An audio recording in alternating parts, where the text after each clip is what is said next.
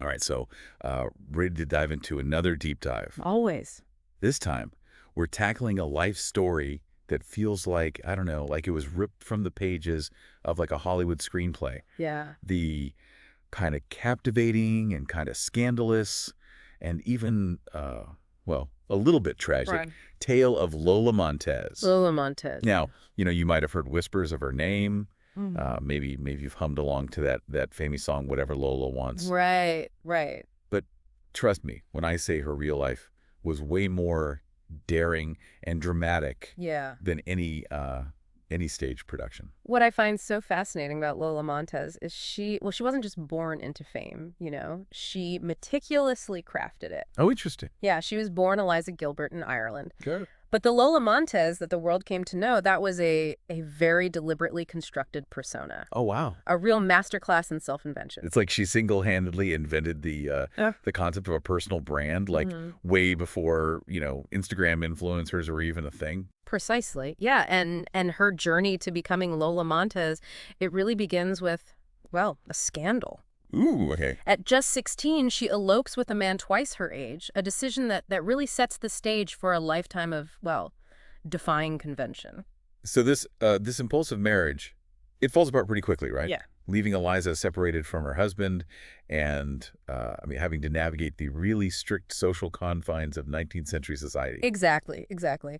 While she's in India, she Right. leaves her husband and embarks on a very public affair with Lieutenant Charles Lennox. Oh, wow. This blatant disregard for social norms leads to her husband filing for divorce on the grounds of adultery, which back then was just absolutely devastating to a woman's reputation. Yeah, she's publicly shamed and ostracized from society. Totally. And even forbidden from remarrying while her ex-husband is still alive. Oh. It's like, talk about being dealt a difficult hand, right?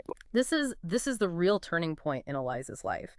Faced with, incredibly limited options and a society that's ready to just condemn her, she makes a bold move.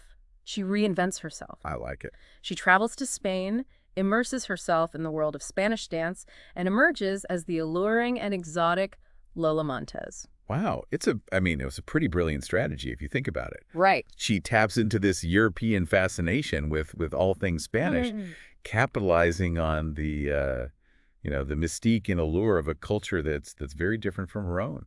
Absolutely. And with her newfound persona, Lola Montes makes this dazzling debut on the London stage in 1843. Okay. Her performances were captivating, this whirlwind of vibrant costumes, rhythmic castanets, and a dance style that just oozed charisma and sensuality. I can imagine audiences were just enthralled. Mm. Was her dance technique like flawless? While not technically perfect, it was her stage presence and her charisma that truly captivated audiences. One critic even described her dancing as writing Casanova's memoirs with her whole body. Wow.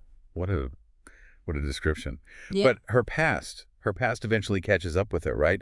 Someone recognizes her as Eliza Gilbert, and the scandal kind of follows her to London. Sadly, yes. Yeah. Yeah. Forced to leave England, Lola sets her sights on conquering, well, the rest of Europe, taking her act to Berlin and captivating audiences, including royalty. Wow. Her performances, they were met with this mix of fascination and disapproval, but she just thrived on the attention. Hmm. Always pushing boundaries both on and off the stage. So I read that she even got into a physical altercation with a police officer in Berlin. Oh, that is true. Is that a true story? It is, yeah. The officer tried to prevent her from riding her horse into a restricted area, and Lola, well, never one to back down from a challenge, Right. got into a scuffle with him, ending up in court on assault charges. She definitely had a fiery spirit. Mm-hmm. And throughout her travels, she continued to meet and befriend like influential figures, right? Including the legendary pianist Franz Liszt. Yes. Their relationship became the talk of the town. Liszt, known for his magnetic personality and passionate performances, was just drawn to Lola's charisma and energy, becoming her travel companion and introducing her to other prominent figures like Richard Wagner and Alexandre Dumas. What a fascinating group. Yeah. But if I recall, Wagner wasn't exactly a fan of hers. You're right. He famously referred to her as a heartless demonic being. Oh, wow. However, Liszt, ever the charmer, helped secure Lola a debut at the prestigious Paris Opera. That's remarkable considering her limited formal training. So how did the Parisians receive her? Well, while some were captivated by her lasciviously attractive performance, as one critic put it, Yeah. Parisian audiences were much more discerning than than those she had encountered before. They questioned her Spanish authenticity, and of course, her reputation preceded her. Right. But still, she managed to leave a lasting impression, paving the way for what would become her most notorious chapter, Hmm. her affair with King Ludwig of Bavaria. This affair, this is where things really start to get interesting. Ludwig was known for his love of, art and beauty. I can imagine Lola with her carefully crafted persona Yeah. and her undeniable charisma was right up his alley. Exactly. He was utterly captivated by her. Their relationship quickly became, well, the scandal that Yeah. rocked the Bavarian court, with whispers of Lola's influence over the king just reaching a fever pitch. So tell me, how did this seemingly, simple dancer from Ireland Hmm. manage to captivate the heart of a king Yeah. and find herself embroiled in the political landscape of Bavaria? Well, that's where we'll pick up in the next part of our deep dive. Buckle up, because Lola's story is about to take some dramatic and unexpected turns. Lola's time in the Bavarian court, well, it was a whirlwind to say the least. Yeah, I can imagine. Imagine a woman who'd been, I mean, completely ostracized by society, suddenly finding herself at like the epicenter of power, with the King of Bavaria, totally smitten with her. It's like a real life Cinderella story, only with All right. a lot more scandal and political intrigue. So tell me, how'd she navigate this new world? Was she content with just being, the king's mistress, or did she have bigger ambitions?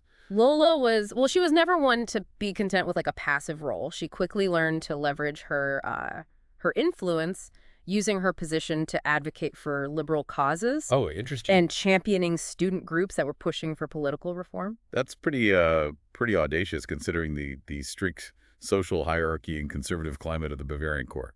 Indeed, indeed.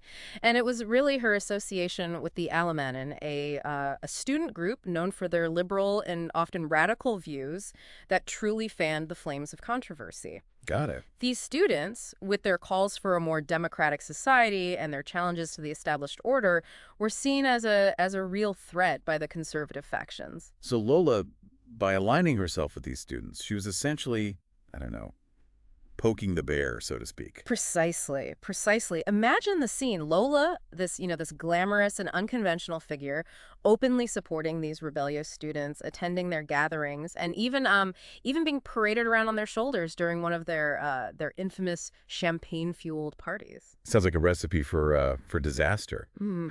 How'd the Bavarian court react to all of this? Well, her actions fueled a lot of resentment among the conservative elite, who saw her as a dangerous influence on the king and a threat to their traditional values. Right. They accused her of manipulating the king and pushing him toward radical reforms that would destabilize the monarchy. And all this was happening against the backdrop of a Europe, on the brink of revolution, right? I mean, 1848 saw these widespread uprisings across the continent, driven by demands for greater political and social freedoms. Exactly, exactly. The winds of change were sweeping through Europe. And Bavaria it was not immune to the growing unrest. Right. Lola, with her outspoken support for liberal causes, she became a lightning rod for public discontent, a symbol of everything that conservatives feared. It seems like her presence in the Bavarian court was, I don't know, like a powder keg waiting to explode. That's a perfect analogy. Okay. And the explosion came in February of 1848 when a mob fueled by anger over rising food prices, unemployment, and political repression descended upon Munich, Wow. demanding King Ludwig's application. So Lola, the king's favorite, she became a scapegoat for all of Bavaria's problems. Essentially, yeah, she was seen as the embodiment of the king's perceived excesses and his detachment from the suffering of his people. Hmm. Faced with the fury of the mob, Lola was forced to flee for her life, chased out of Munich by those who held her responsible for their misery. It's a dramatic fall from grace for a woman who just a few years earlier was, dancing her way into the heart of a king. It certainly is, and in a well, a tragic turn of events. King Ludwig, facing immense pressure from, the public and his advisors, was forced to abdicate in favor of his son Maximilian II. Wow. Lola's reign as the uncrowned Queen of Bavaria was over, Right. and she found herself, well, once again an outcast, forced to flee a country that had turned against her. I'm curious, what became of King Ludwig after his abdication? Did he ever see Lola again? Ludwig, he lived out his days in relative seclusion, dedicating himself to his art collection and, well, his memories of a love affair that had cost him his throne. Right. As for Lola, she never returned to Bavaria. But her tumultuous time there would forever be etched in her memory, a constant reminder of both, the intoxicating heights of power and the devastating consequences of defying convention. It's a powerful reminder that even the most carefully constructed persona can crumble under the weight of societal pressure and political turmoil. So, where did Lola go after fleeing Bavaria? Did she finally decide to, settle down and lead a quiet life? Not a chance. Lola Montez she was never one to fade into obscurity. She had this knack for reinventing herself, for rising from the ashes of scandal and controversy, Yeah. and her story was far from over. I can't wait to hear what adventure she embarked on next. So Lola flees Bavaria, heartbroken and facing public scorn yet again. What Wow. does a woman like Lola Montez do when the continent turns against her? She sets her sights on a new world, of course. America, with its promise of reinvention and its insatiable appetite for spectacle, it just seemed like the perfect destination for a woman who'd already captivated and scandalized Europe. It's hard to imagine a world without, like instant global communication, isn't it? Yeah. I mean, today, Lola's exploits would be, I don't know, splashed across social media in real time. Right. But in the 19th century, she had this opportunity to rewrite her narrative, right? Yeah. With each new audience she encountered. Exactly. And Lola was a master storyteller, weaving tales of her European adventures and presenting herself as this victim of circumstance, a woman forced to flee the tyranny of European courts.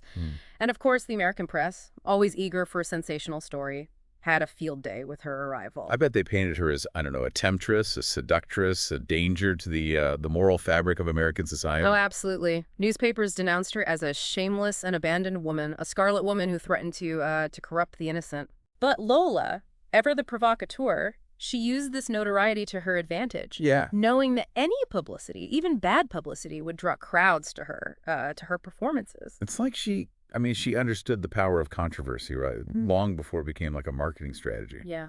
So tell me, how did America receive Lola Montez, the performer? Well, she embarked on this U.S. tour, starring in a play that she had commissioned titled Lola Montez in Bavaria. It was a highly embellished version of events, naturally, Sure. portraying her as a champion of liberal reforms, forced to flee by a counter-revolution.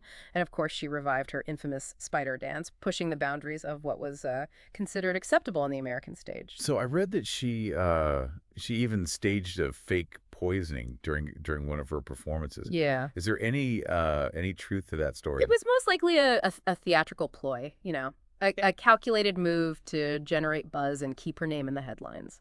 During an argument with her maid on stage, Lola dramatically drank from a vial labeled poison, only to miraculously recover a few moments later. It's like a scene straight out of, I don't know, a melodrama, isn't it? Yeah. It seems Lola was always, I don't know, blurring the lines between reality and performance, Yeah. constantly crafting and recrafting her public image. Precisely. She understood the power of spectacle, the need to keep her audience captivated and on the edge of their seats. Right. But beneath the surface of the flamboyant performer, there was this complex woman navigating a world that offered, well, limited options for women, especially those who dared to defy convention. So after conquering Europe and scandalizing America, what was next for Lola Montez? Did she finally find a place where she could, I don't know, settle down and live a peaceful life? Well, peaceful was never really in Lola's vocabulary. No. Her American adventures continued, taking her to California, where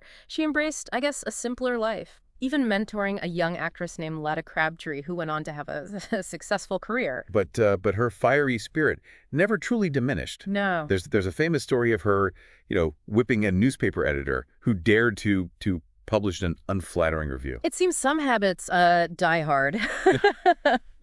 But even Lola Montes couldn't outrun the passage of time Oh, yeah. and the inevitable shifts in public taste. Right. So what did she do? Did she just simply accept her fading relevance? Never underestimate Lola Montez's ability to reinvent herself. She embarked on this new path, and one that showcased her intellect and her desire to share her unique perspective with the world. Okay. She became a lecturer. A lecturer. That's quite a departure from her days as a scandalous dancer. Right. What topics did she choose to lecture on? She covered a wide range of subjects, from gallantry and the arts of beauty to Romanism, offering her often controversial opinions on love, society, and the role of women. She even published a book of her lectures along with her autobiography, further cementing her legacy as a woman who refused to be silenced. It sounds like she was a woman ahead of her time, Mhm. using her platform to speak her mind and challenge the status quo. Yeah. But sadly, her time in the spotlight was drawing to a close. Tragically, at the young age of 39, Lola suffered a stroke that left her partially paralyzed. She died a year later, leaving behind a legacy as complex and contradictory as the woman herself. Lola Montes, a Yeah. dancer, a courtesan, a political Yeah. influencer, an author, and a lecturer. She was a master of self-invention, a woman who lived life on her own terms, constantly challenging societal norms and captivating audiences with her audacious spirit. Her story reminds us that history is rarely black and white. Lola Montez was, both celebrated and vilified, adored and condemned. She was a product of her time, navigating a world that offered very, very limited options for women, yet she refused to be defined by those limitations. What can we, in the 21st century, learn from a woman who lived such a tumultuous and unconventional life? Perhaps the most important lesson is to embrace our own complexities, Yeah. to defy easy categorization, and to never be afraid to rewrite our own narratives. Lola Montez's life, though filled with scandal and controversy, was ultimately a testament to the power of self-determination and the enduring allure of a woman who dared to live life on her own terms. Lola Montes, a life that was anything but boring. If her story has sparked your curiosity, I encourage you to delve deeper into the sources we've provided and discover the woman behind the myths. And of course, don't forget to subscribe to The Deep Dive for more fascinating journeys into the lives of history's most captivating figures.